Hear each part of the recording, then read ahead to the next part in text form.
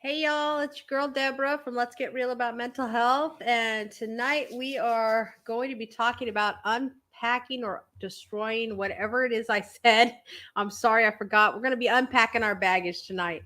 We've done a lot of talking about, like recovering from our trauma and redefining our trauma responses, as well as starting to form new relationships as we get through therapy and as we start to do good things with therapy. So I have had an epiphany this week, and I had this epiphany.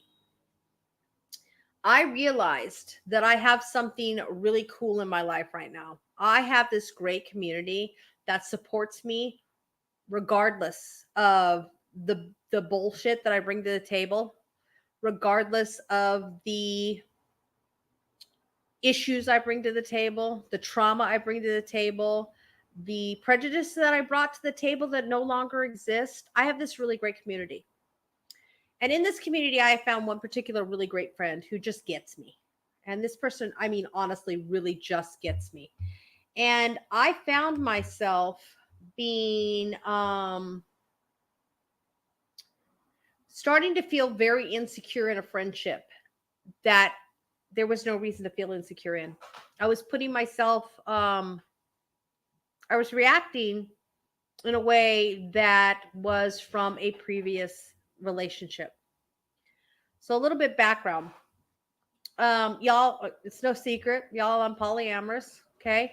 I spent a very long time in what I considered a polyamorous relationship with a boyfriend.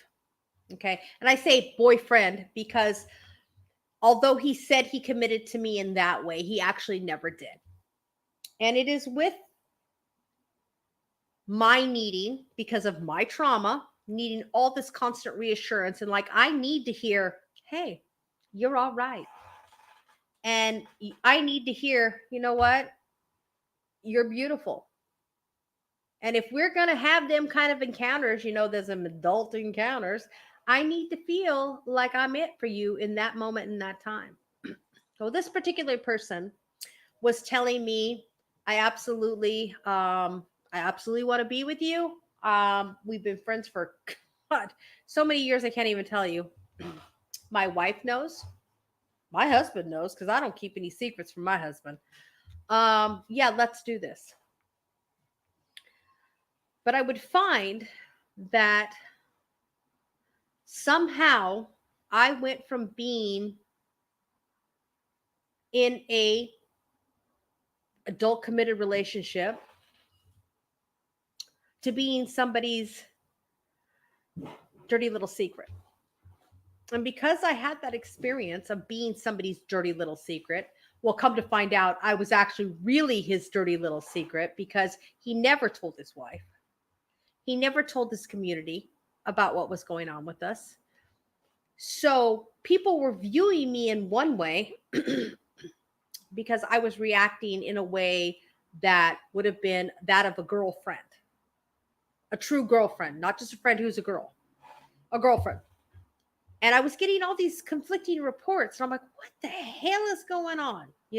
Why am I having people say, hey, you need to stop bothering him, this, that, and the other? I'm like, what the fuck? So I call him up. And I'm like, what's going on? Be truthful with me. Be honest with me. If you don't feel this way for me, tell me you don't feel this way and we're done. We're done. Whatever. No, no, he would always say, Deb, I love you. I love you, Deb. It wasn't love you, Deb. It was I love you, Deb. The big difference in my world. And it come to find out when I started going to the therapy and stuff like that, I found that I started to come into my own. I was starting to feel who I am and be who I am and being so comfortable now with who I truly am. I came out and I said to people, this is who I am. This is the person that I have always wanted to be, the always person I've wanted to be, the person I've strived for 20 years of therapy to be, the person I was destined to be without all the trauma and all the mental health issues that other people gave me, only to have this person who said, I love you, to say to me, if that's truly the person that you are, I can't have anything else to do with you. It broke my heart. It broke my heart because I put my trust in the wrong person. So I have all these feelings. I have to be reassured constantly. I have to be told that I'm amazing. I have to be told that I'm beautiful. Okay. Those are things that you should not, you guys, you should not have to expect any other human being to deliver to you. Because I'm sitting here right here today, 15, no, let's be honest, 20 years into my therapy. I'm going to tell you this right now. I am an amazing woman. I am a beautiful woman. And I am an amazing person to have in your life because I will go to bat for you every time. I will have your back in any issue that is good for you. Okay. I will be there for you. And when it's not good for you, I will tell you, oh, no, no, no, no. That is not good for you. I will be honest to a fault. But this is me today. And this is after the epiphany. The epiphany. I'm still carrying around all that shit, right, you guys? I was basically abandoned by my father. And it wasn't his fault. In that time, the girls went to live with the mom. Okay, but I got pushed to a neglectful, abusive mom. And then he got boys. He got stepbrothers. And my stepbrothers are freaking great, y'all. I'm not saying that at all. But my father truly said to my little sister, don't be upset because dads just love their sons more than they do their daughters. Now, that shit don't fuck you up. I don't know much else that does. I dealt with that. And then, I dealt with an abusive ex-husband who told me at 9 months pregnant, I was fat and disgusting. Tearing down the self-esteem. I was already depressed. I was already felt like I was going to be alone forever because that's what being abandoned by your father instills in you as a young woman, that I'm never going to be good enough. I'm never going to be enough for another man to love the way I should be loved. Okay? That's what's going in my head. And these are the mental health issues that I've been dealing with for all this time. My husband, my current husband, Rusty, he came into my life. And I remember one of the first things he said to me is, you're a really rad chick. I thought, okay. Don't know what that means because it wasn't what I wanted to hear, what I thought the love language should be. Okay. Years and years go by, and I learn that when Mr. Nichols says, I put a ring on it and I gave you my last name, it means forever. It doesn't matter if we have to fight uphill every damn day. We are going to be Mr. and Mr. for the rest of Mr. and Mrs. for the rest of our lives. And that's just straight truth. That's coming from my husband. And I tell him on a daily, at least up until this week, I would tell him, you married down. You married down.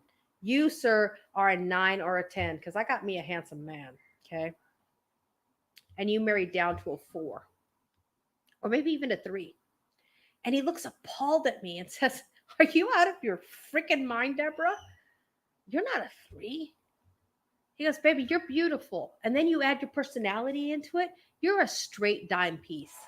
You're a straight dime piece because of the way you are as a human being. 21 years, y'all. 21 years. I heard this. 21 years I heard you're this beautiful, wonderful person. I was so absolutely thrilled. I was thrilled to marry you. I was thrilled that you trusted me enough to let me help you raise your children, which is something I did trust my husband with. I did trust him to raise my children in a much better manner than what I was raised in. But I still had these nagging insecurities. And I still never really felt like I was beautiful or loved or worthy of love. Even though the man loved me for 21 years. He's loved me for 21 years. And I started doing the work. I started, you know what? You got to relearn. You got to relearn the appropriate responses, Deborah. You can't keep putting the same baggage, the same shit on people who didn't cause it. You're going to have to start either confronting the people who did, or you're going to have to take the shit that they gave you, pack it up in a bag, and light that motherfucker on fire. Excuse my mouth. So sorry. And that's what I chose to do. That's what I'm choosing to do this week, today. I'm choosing to light it on fire. Because earlier this week, I had someone that I consider a dear friend now, someone that I could see being friends with for a very long time. I started pushing my insecurities on them. Well, if we do this, are we going to do this? Are you going to leave me alone? Are you going to make me feel like I'm there alone? Are you going to be with me all the time? Are you going to just appreciate me? Are you going to be there with me in public? What about this? And what about that? What about this? I mean, I must have sounded like a psychotic woman, okay? Because I was pushing all this shit. This is shit that this person did not load into my baggage. He did not. Never would he, because that's not the person he is. So I'm like, all right, I'm going to take a couple days. I'm going to try to figure out what the fuck I just fucked up, right? Again, I'm sorry with the swears. So sorry. I'm going to try to figure out what's going on in my head and what is making this crap happen. When I went back and I read a couple texts, and the light went on. The light absolutely went on, y'all. The light went on when I read a sentence. It was a simple sentence that said, you are going to have to try to trust me. One more time. You are going to have to try to trust me. Not the person who gave you the issues. Not the person who made you feel insignificant, unloved, ugly, hurtful, made me feel unworthy. All those traumas and bullshit that added on to my mental health issues. And the light went on, and I realized, you know what? I'm done. I'm done with all their bullshit. I'm done with the feelings of inadequacy. I am done with feeling like I am less than, because I have news for all of you people out there that made me feel like I was less than because I didn't do things the way you wanted them done. I didn't play games the way you wanted to play them. I didn't look the way you thought I should look during pregnancy. And I wasn't born a boy. I'm done with all your shit. I'm done with it. And for me, what that looks like, and what I'm advocating for all of you who listen to me, and thank you, everyone. Anyone who listens back to what I'm advocating for you to do is I'm advocating for you to look for your moment, your epiphany, where you say, I'm done. I'm done. Worst case scenario, I'm looking for that little girl or that little boy that was sexually abused by somebody who should have loved and trusted them. I'm hoping for you to one day have the epiphany where you can say, I am done. I am done being your victim in my mental health. I am done letting you take up space in my head, because my head belongs to me. You have no room to rent in my head anymore. Those of you who are dealing with depression in the major way like I am, I've had major depressive disorder for a very long time. There are definitely going to be days when I wake up and I can't get out of bed because it's too fucking much. It's too much.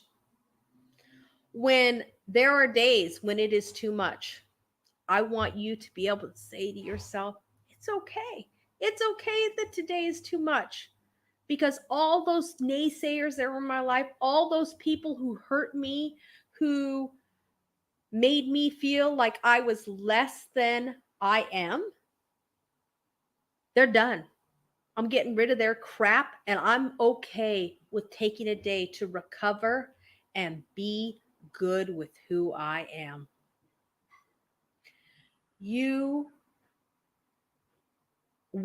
I'm sorry, not you, we as a community of people who have mental health disorders, whatever the cause may be, or maybe we're just genetically predisposed. I know I am. But being genetically predisposed to these mental health conditions should not make us someone's victim because they think they can take advantage of us. And then, unfortunately, that is a truth. That is a reality in what we live in today. So in my epiphany, I truly want to express to you that I am not just saying this process. I truly am going to have a process. And if y'all want to tune in and watch me light up every letter that I write to those SOBs that ever made me feel less than I am, please stay tuned to next week and I will light those letters up. I will tell you the awful feelings that they made me have, and I will light them up and I will let them the F go. I will let them go. Because I put in the work. I put in the time. And that's the whole point of doing this channel, is to encourage all of you to put in the work, put in the time. And when it is time for you, you take your life back. You take your mental health back. And you tell people, and I don't care if you got to sing it from the rooftops, because I'll come there and I'll hold the mic for you. You got to sing it at the rooftops. You got to throw stuff at pictures of people who have wronged you. Then do it and take your lives back. Because people who are in our lives today, people who support who we are in all our challenges, all of our mental health processes, people who support us in that, those are not the people who should be paying the price for what these other people did. These other people should be paying the price. And the way that we start to make them pay the price is we start letting it go, burning it down, and not letting them take up space here anymore. Now, it's a whole hell of a lot easier said than done. That is straight truth. It is easier said than done. Okay? And I agree, HR burning things is completely cathartic. Completely cathartic. Okay? I am going to do that very thing that you just put my wonderful producer Beck just put up on the screen for me. I'm going to do that very thing because I had a restraining order against my first ex-husband. Because not only was I fat and ugly during pregnancy, I lost that slamming body I had in high school. Seriously? I was 18 when you met me. Of course I had a slamming body. I hadn't had a baby. Okay? I had a baby. Shit don't look the same afterwards. Okay? That's just fact. But I'm going to burn it. And I don't want anything to do with him anymore. And I'm free to say these things now, and I'm free to be open about it on this channel because my children are grown. I held my tongue for many, many years, and it might have been to my own detriment. But I held them because I would not, could not, and would never be the type of parent who said to my child, I don't like the person that I created you with. Because you might as well be telling your child that you don't like half of them. And I won't do that to my children. My children are genetically predisposed to mental health problems. Why would I load more shit on them? You know, there's no sense in it. There's absolutely no sense in it. So in this epiphany, I have done something I never thought I would do. Never. I have completely, totally, and without doubt, because I had to hand the phone over to somebody else to do it because I didn't know that I had the strength, but it had to be done. And I handed it over and I said, take this person out of my life. Take this person out of my life. Because the shit he fed me was just that. It was bullshit. And it was not anything that was conducive to my good mental health. And that person is now gone. Okay. And I'm going to be real with you. 30 years. 30 years I knew this person. But apparently I never knew the real person, because that type of person would not been in my life the last 5 years with me getting healthy and being truer to who I am as a person. So that person's out, gone, pictures, everything gone. Now, did it hurt my heart? Yes, it did hurt my heart. I'm not even going to lie to y'all. It hurt my heart because there's a lot of history there, but it wasn't true history. It wasn't history that is what a friend should totally do with a true friend. Someone that you ride truck with, those of you who are EMS professionals totally understand that. You don't ride truck with somebody and lie to them. You don't ride truck with somebody and save their lives during a riot or have your life saved by them during a riot just to F them over later in life because your agenda changed. It doesn't work that way.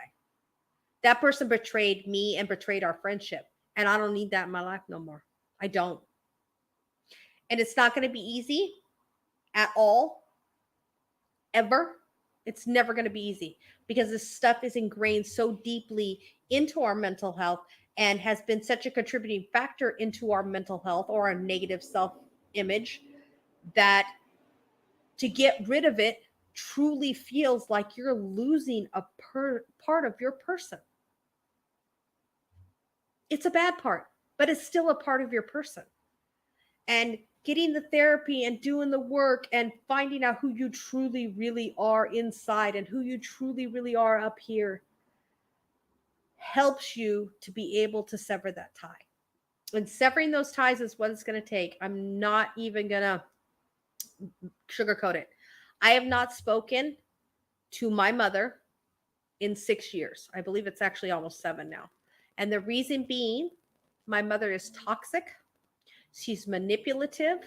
She's a liar and has absolutely no problem telling me what a piece of shit my father was.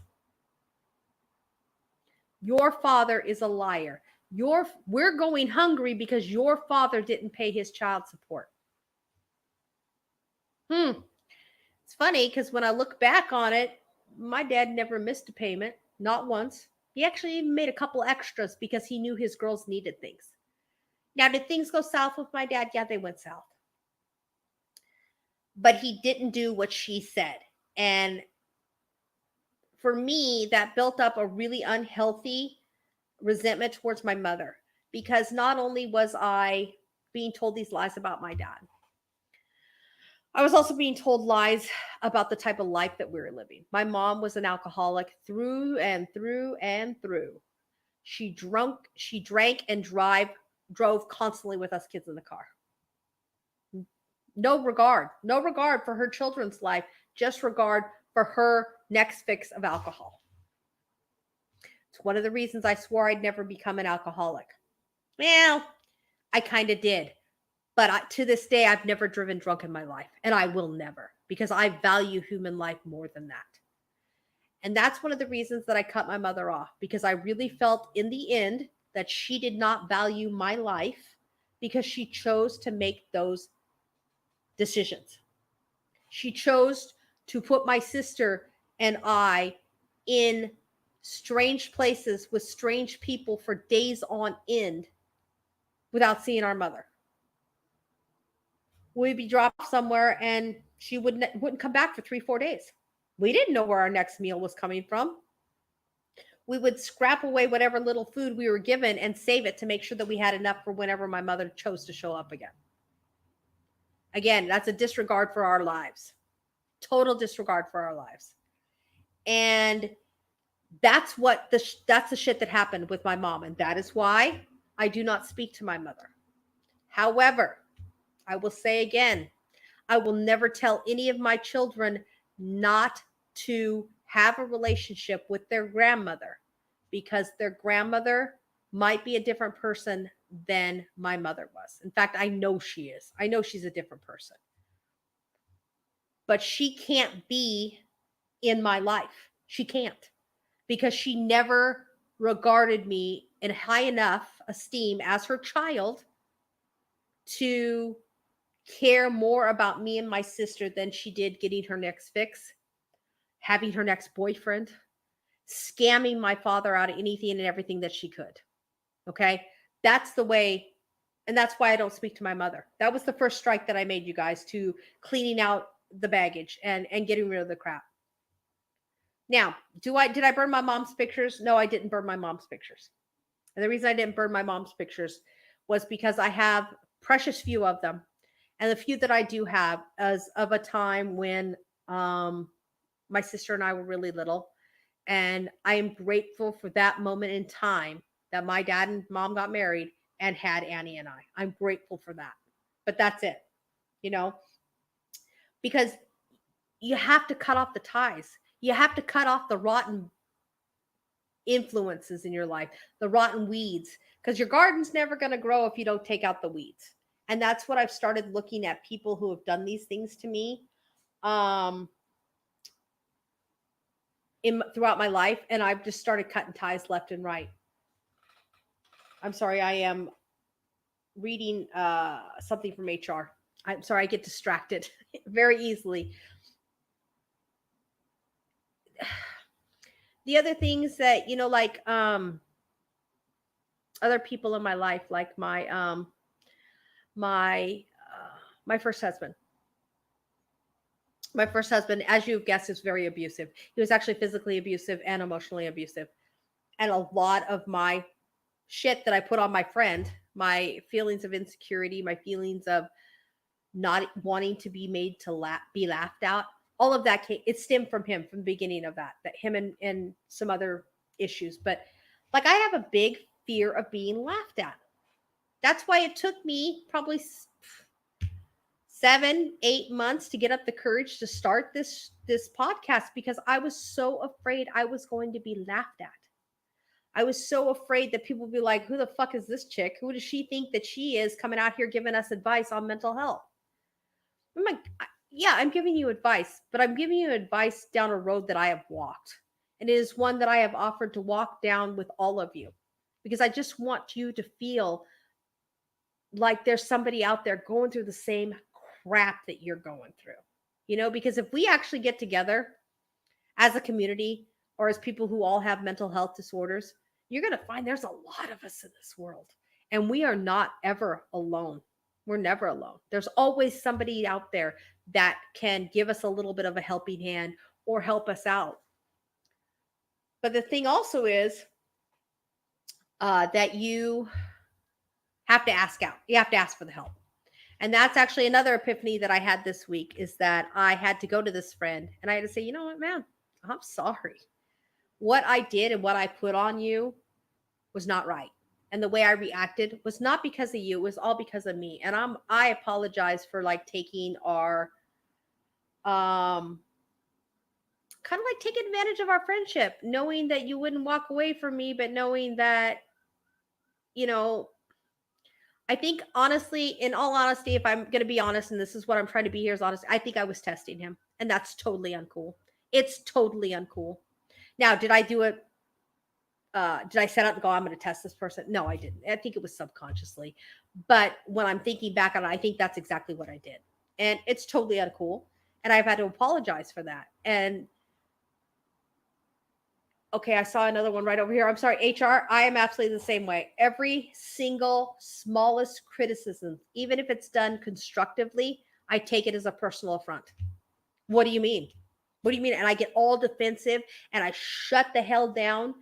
And I'm like, well, what do you mean I'm wrong? What do you mean the way I'm dealing with this is wrong? This is the only way I know how to deal with this. And there comes the thing, because this is the only way I know how to deal with this. When we unpack our baggage and we get rid of the shit, we're going to find that there are whole new ways to deal with things. There are whole new ways to deal with situations. There are whole new ways to be friends. There are whole new ways to love those people who are in our lives now. And there are a whole host of healthy ways to deal with things. And that's what I'm trying to get across here, is that we have to find our happy or our healthy way of dealing with things and making new strides in our life by getting rid of the old crap. I have been body conscious for years and years and years. And even before I gained a ton of weight, just when I was having my babies, because I was told I was fat and ugly when I was pregnant. So I've been very body conscious my whole life. Okay. My whole life. Well, you know what? I've decided this year for the first time in God knows how many years, I'm going to wear a damn T-piece. I'm going to put my seriously white body, and I won't be out long because I have to have like SPF 50 or I turn into a damn lobster. I'm going to put on a two-piece and I'm going to take pictures. Now, I'm not sure I'm going to be brave enough to put them up on the internet or share them with people, but I'm going to do that. I'm going to do it for myself. And the reason being is there's nothing wrong with me. There's nothing that I should be hiding. Okay. I'm a beautiful person. I'm a beautiful person. I'm a beautiful woman. And you know what? I'm thinking I'm going to look okay in that two-piece. And if I can be okay with it and I can be happy with the way I look, to hell what everybody else says. Because I'm not going to care. I'm done caring what everybody else thinks about me. Because it is too much weight. It's too much weight, y'all. Having all of that extra feelings and ways of dealing with things that are not good. When you unpack it, it allows you to feel so much better about yourself, so much more confident in yourself. Yeah, HR, you and me doing the same thing. I can't stand, normally I can't stand looking at pictures myself, but I actually saw pictures, and I had sent a picture to a friend. And I looked old. I was like, holy crap, my white hair is showing. I looked old, but then I realized, you know what? I look old. I'm 52. I'm supposed to look a little bit aged. It's okay, but I still look damn fine for a 52-year-old. Okay? I think that part of what it is that we get so conditioned to the ridicule and the crap that goes along with all of our mental health disorders and the crap that's been given to us that has given us mental health disorders, that we begin to accept it as our truth. And it's not your truth. I'm guaranteeing it. It is not your truth. Your truth lies in the heart of that little girl or that little boy who came into this world pure. And we came in unsoiled and untouched by any of the bullshit of this world. Now, for some of us, things got a little mixed up at birth. And we weren't born the gender that we are. And that's okay. Because when you make that decision to live your truth or make that transition, yeah, you're living your truth. And you're going to start feeling lighter and more confident and more loving towards yourself. And in order to be loving towards the rest of the world and your fellow man, you have to love yourself first. And I think that's an important thing that a lot of us with mental health disorders don't give ourselves credit for or think we're capable of, because we have had people tell us for so many years that we're not good enough. You're not good enough. You're not pretty enough. You're not thin enough. You're not a boy enough. You're not a girl enough. You're not, whatever the case may be, or it's your fault that this happened to you. You acted badly. You didn't do what I told you to do. Therefore, you are being punished. And this is your punishment. Okay. That is so hard to overcome, and so hard to take a step back from and say, you know what, they were wrong. They were wrong. Because I'm okay. I'm okay the way I am. I'm okay being just Deborah. Being just Deborah is all right. And it is all right with me now, but it's taken me so many years to get there. And I don't want you guys to think like I'm making this so like it is a overnight process. It's not. It's years and years and years of hard freaking work. It's years of screaming and yelling in therapist's office because I was so frustrated and I didn't know how to express myself in a constructive manner. The only way I knew to express myself was through anger and through fear and through screaming because that's what I had been taught. Okay. That it goes all back to what we've been talking about this like last past month is like recognizing it, recognizing what caused it, getting the help you need. Now let's relearn and now let's just get rid of the crap. Let's get rid of the crap. HR, I'm with you actually. I had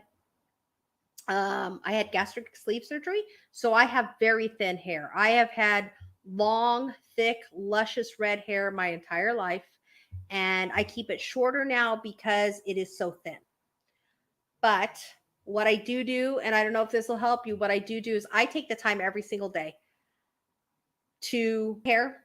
I don't pull it up as much as I used to because it is shorter now, but I make sure it's fluffed up. I got all the hair gel, the product in it, whatever.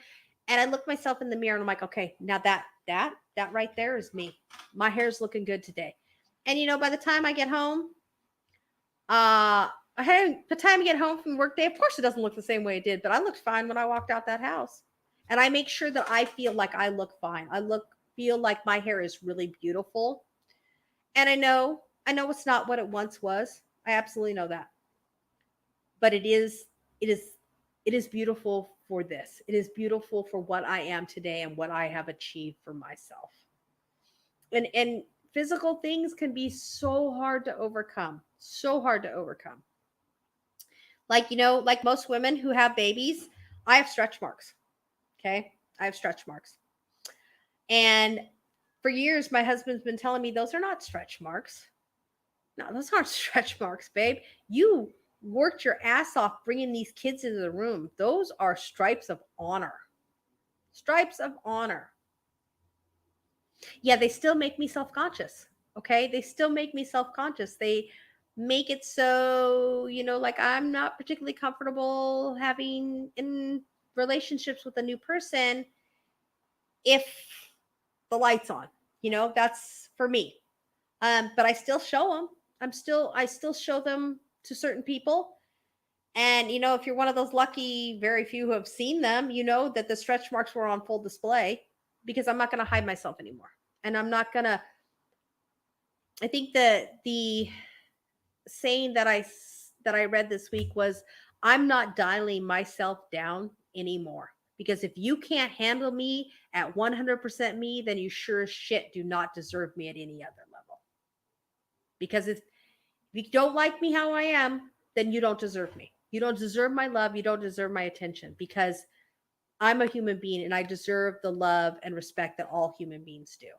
And that is so important with getting rid of the crap. You get rid of the crap and you realize, Jesus, how much of this shit was put on me by other people? You start wondering how much of that shit was put on them by other people. And they just continued that awful cycle of treating people like crap because it's what they knew or it's the only way that they knew.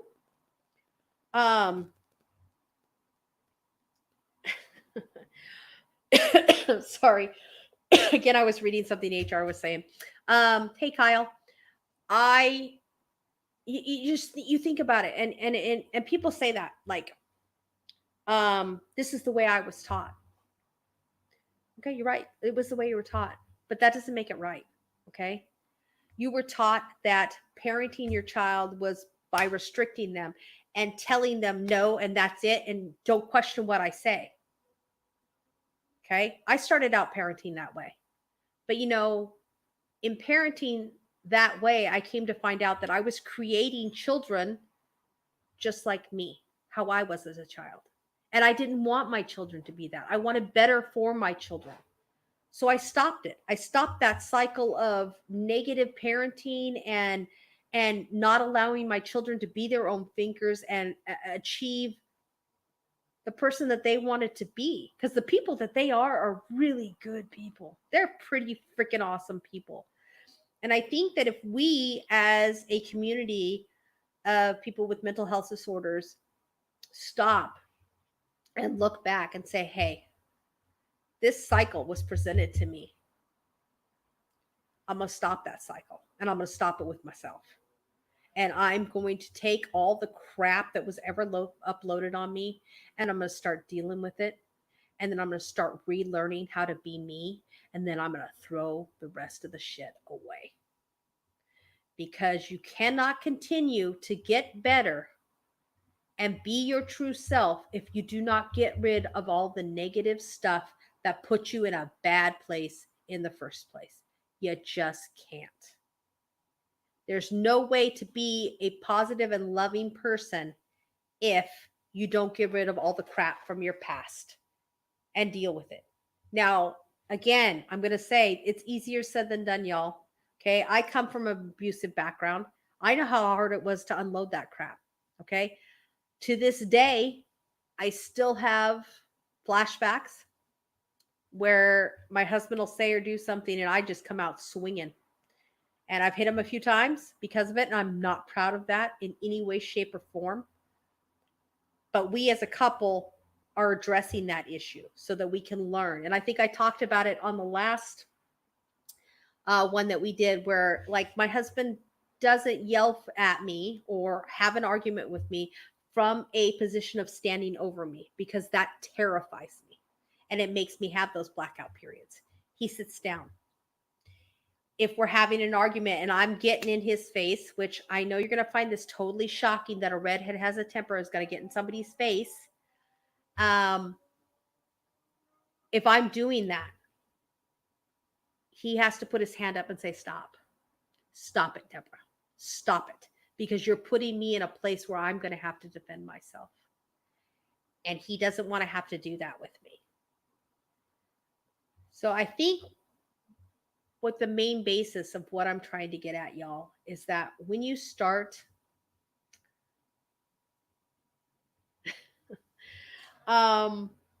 when you start realizing that you're ready to put in the work.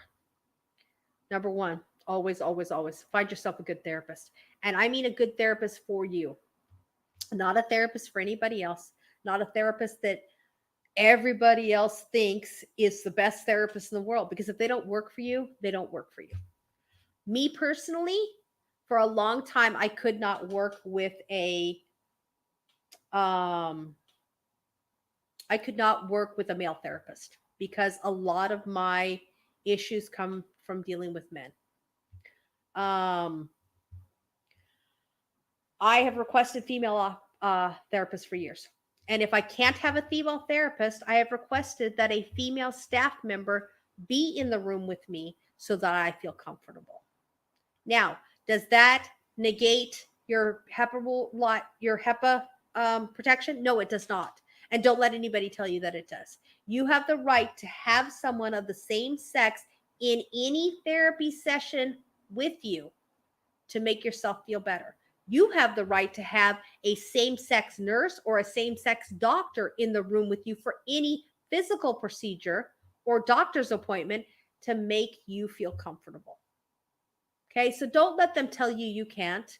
And I do understand sometimes there's not an option of having the female or the male therapist depending on the area because there aren't any.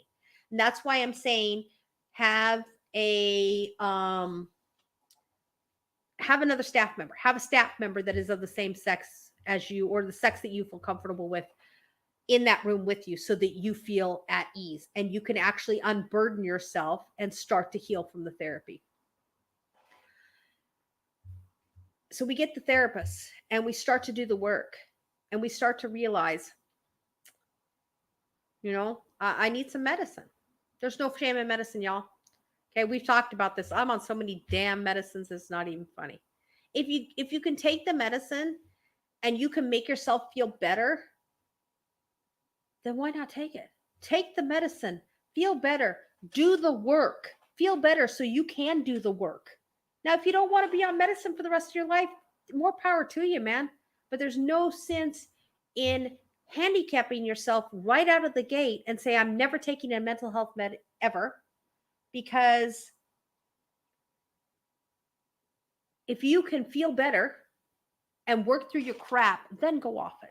But don't deny yourself being able to feel better and being able to actually start working through your stuff, because it's going to handicap you in the end. And that's not something that we really want to do for ourselves. We really want to get better and we want to be better and feel better.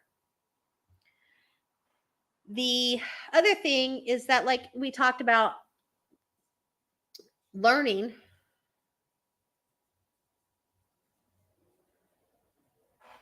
You know what, HR, I'm not sure what your age is, but I've been on medication for a very long time. And I've actually found a course of medication that works for me. And it's not something that is widely recommended, but it works for me. And that's why I won't ever like go off that medication, because people are like, oh, well, you could do this. We could try this one. Oh, no, you can go try somewhere else because this works for me. And I'm going to stick with what works for me. Okay. And honestly, HR, if St. John's wort works for you, then take the damn St. John's wort. Find whatever works for you. If your insurance company will allow you to do those things, like, kind of try each drug. And I say just find what works. And if it means, honestly, means smoking weed, then smoke the weed. Okay? Smoking weed helps my anxiety so much. And oh, okay. Well, there lies. Yeah, I can see why that's a problem in HR, because psychiatric medications, mental health medications are not cheap. They absolutely are not. And there was a time in my life, HR, where I didn't have insurance either, and I actually bought them out of country. I would find wherever I had to go to find them, to buy them out of country. Oh, wait. Oh, okay. I'm sorry. I misread a comment. I was like, oh, that's not good. I actually found this new, like, I guess, Teladoc thing, because right now I don't have insurance because my husband switched jobs and we're going to be switching insurance. So I did this Teladoc thing and it cost me $30 for the doctor's appointment, but I bought a year-long subscription. So it ended up costing me $100, but I don't pay for doctor visits now. And then they charged me $5 whole dollars. That's it for 30 pills. Okay. I told them I take this much of my anxiety and medicine. They're like, okay, so we need to get you 3 months of medication and that's this many pills. So it turned out being $30. Okay. $30 for 180 pills is a steal. It is a steal. So that's what I did. And I will share the name. And if I don't remember to share it, please continue to ask me what the name of it is, because I forget these things. Because again, I am a little old and I do smoke a little, so I forget some things. And again, when I'm saying I'm smoking, okay, if y'all can't smoke it, then try edibles. Try, you can't smoke it out of a joint. Try doing it out of a vape. Try waxing it. Try, I don't know any other names. I'm sorry. I don't know if waxing and dabbing are the same damn thing because I'm not super educated. Whatever it takes. If you need to educate yourself on how to make edibles for yourself, I want you to let me know that, because I have a recipe for what you need to bake things. It's a common component of all baking. And I will tell you how I make it, or how I was taught to make it. And hopefully that will help you out, because I have no problem sharing any information that I have or any resources that I have with anybody who is willing to sit here and listen to me rant on and on about mental health challenges. And And again, if you're looking in the comments, y'all, you're going to see that both Kyle, Beck, me, myself, we're all advocating for the use of marijuana in anxiety, the reduction of anxiety. Okay. And I think that honestly, if you have problems smoking it or what have you, I went to vaping. Vaping really did work really well for me. It still does. But also baking. If I bake my own goods, then I know exactly what goes into it. I will not eat edibles that I have not made because I had a super bad experience twice on them. So I really have to take care, and to make myself comfortable, I have to bake them myself. So that's something that is out there, something that is available. I know that I've seen on the internet, and again, you guys are going to have to educate me if it's not a good thing, but I've seen recipe books for cooking with marijuana or cooking with whatever the part of it you cook with. Because I'm not up on the lingo, y'all. Okay. My son, I drive him crazy constantly because I say the wrong thing. What can I say? I'm old. But when we start dealing with our signs and symptoms, and we start addressing our traumas. You're like, you know what? This is my trauma. This is the shit that happened to me. And I don't want to feel like I felt in that situation, or how I had to dim myself down or put myself in a trauma cocoon so that I could just fucking survive. Okay? When you're ready to come out of that trauma cocoon and you're ready to start addressing those issues, and you're starting to want to be able to address the people who cause those issues to you, that's when you're going to start relearning your trauma responses. You're going to learn not to react the way you did, because it's not the person who caused your trauma standing in front of you. And when you work through all of that and are standing where I feel like I'm standing today, you need to burn that shit down. Burn it all down. To that first grade teacher who told you because you're slow or because you're autistic, you're never going to amount to anything. You burn that shit down. And you know how you burn that shit down? You come out and say, well, look at me now. Look at me now. Okay? Because that news for any autistic person listening to my stuff right now. I work with those babies now. That is what I choose to do with the rest of my life. And I will burn it down for every damn one of them. Because you're not stupid. You're not dumb. You're just a little bit different. And aren't we all a little bit different? Legal schmeagle. That's funny. So, and those of you who are, oh, Kyle, I actually did not know that. So for you, sir, I will burn that shit down. You give me a time and a place, and I will find you, and we will burn it down together, sir. Because nobody with autistic should make you feel like they're stupid or less than simply because they're autistic. Okay? There's just some of the most loving people on the planet are autistic. That's just straight fact. And those of you who've walked through an abusive relationship, and you walked and you walked and you walked and you took the abuse and you took it year in and year out, and you finally came out on the other side of that damn thing and realized no more. No more. No more trauma from you. No more bullshit from you. I'm going to find me again. And when you find you again, you burn that shit down. You let it all fucking go. Because every word an abusive person says to you is bullshit. It's total bullshit. Okay? Oh, my heart just broke. Kyle, you were fired from a job for being autistic. Isn't that like major league illegal? And if it isn't, it damn well should be. It damn well should be. Great minds, man. Great minds. And those of you, honestly, and I think the most horrific type of abuse that anyone can suffer is anyone who has endured any form any form of sexual abuse. And I'm talking molestation, I'm talking rape, I'm talking mutilation, whatever it will be, whatever it is. Even the type of sexual abuse that says you have to fill in for mommy or daddy because they left me because you're around. That kind of shit. The kind of shit, and I'm sorry if this hits a huge, is a trigger for people. The kind of shit of when they say,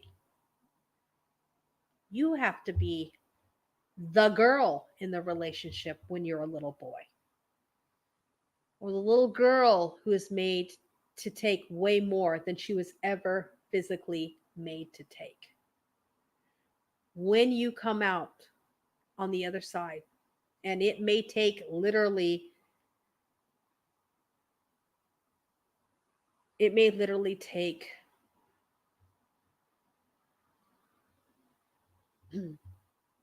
breaking yourself out by excising your abuser. And if that's what you had to do as a child to get out and be safe, again, I'll back you up 100% of the way. And I'm so sorry that that happened to you. But when it does happen, and when you are done and you're ready to stand tall and say, this is me now, and this is who I am, make sure you burn that shit down. Don't give it anywhere else in your life. Because when you make it ashes, you make it ashes. You burn that shit down. That's crap. That is all crap. Oh, is that what you hear that triggers you? You know what, HR? I'm thinking you need a makeover. I think you need to make yourself. Oh, I know. You know what? I think you did. You told me you dyed your hair freaking blue or purple or something like that right after she passed away. I say go for it. I say do it again. Make yourself all new. You know? Because people will tell you in what I'm saying to you, burn it down, burn it down, burn it down. People will say to you, if you burn it down, a phoenix will rise from the ashes. Oh, yes, a phoenix will rise, but it is not the abusers that are going to rise. It's going to be you. You are going to be that phoenix. You're going to come out of the bullshit and the ashes of all the bullshit, and you're going to be this beautiful, wonderful human being that you were supposed to be from the beginning. You are going to be all you were supposed to be. And you're going to be okay with being who you are now in this place. Now, to those naysayers, because, oh gosh, I have a few of them nowadays. This lovely individual who is a different person who I went to church with when I, back in the day, said to me, but Deb, you wouldn't be the person that you are without all the trauma that you went through. I would sure as fuck like to have been able to have figured that out all on my own without the trauma. Okay? You can't say that to people. You can't honestly believe that all that trauma and all that abuse and all that BS going on in the world, that was meant to make me the person I am? No, thank you. No, thank you. Mm-mm. I didn't need somebody abandoning me. I didn't need somebody telling me I was useless. I didn't need somebody telling me I was stupid, that I was never going to amount to anything. I didn't need a mother telling me literally with her actions that I was not even worth the time of day to be the person that I am today. I didn't need any of that. I didn't. What made me the person that I am today is being able to deal with it, push through, relearn, and then burn that shit down. Just completely burn it down. And like I said, I am here for every one of you in any way that you want to get a hold of me.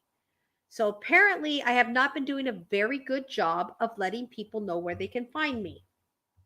So I'm sure that Beck will probably figure out a way to do this much better than I would. But if you want to get a hold of me, okay, my email is debbiesue70@gmail.com. Okay. You guys know my YouTube channel is Let's Get Real About Mental Health on YouTube. You can find me on Facebook. It's Deborah Nichols, the long old fashioned way, Deborah. And my last name is Nichols, Nichols. You can find me in one of those three places, I'm sure. And if need be, I will share my phone number in a private manner. Because I still have to protect myself from one of my abusers who likes to come back and haunt me. And I do that to protect myself. Now, I don't give it out regularly. But if you want to get a hold of me, okay, reach out in those three ways. And if you can't get a hold of me that way, there are several people in this community who know how to get a hold of me, and they will be happy to find me for you. Yeah, that's what I wanted to say. With that being said, you guys, again, I have to say thank you so much for tuning in.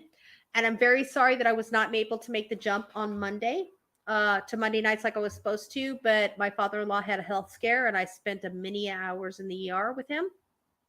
So I am for sure this is going to be my last Thursday. I am going to go over to Monday because I'm hoping that I can cash in on the fact that Neil is not